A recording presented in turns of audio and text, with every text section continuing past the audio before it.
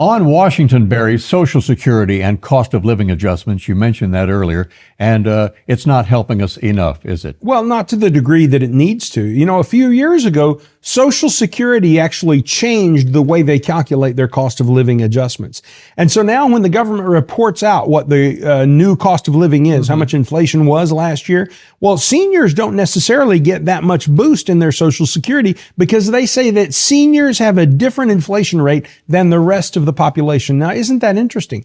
I think seniors are paying the same amount for a gallon of milk, the same amount for a gallon of gasoline, the same amount for a bottle of Excedrin down at the pharmacy. So I think that's a silly thing. I think that was government trying to shave a few dollars off the back of seniors to support government. I'm calling BS on that, Ralph. Well, Barry, we have usually our 401ks, we have our Social Security, and we may have a pretty good pension. How are pensions affected by the rate of inflation? Well, less and less people are having pensions, Ralph, but they still do exist, and I think that's a good thing. In fact, for some of our clients, we actually build private pensions for them. And so what you have to realize is where inflation starts having an impact is not on the pension income, but on the overall spending needs.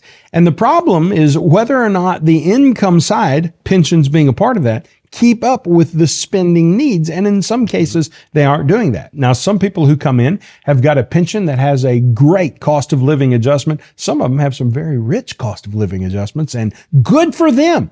But a lot of them, here's your pension, here's the amount of money you receive, and that's what you're going to receive every month for the rest of your life.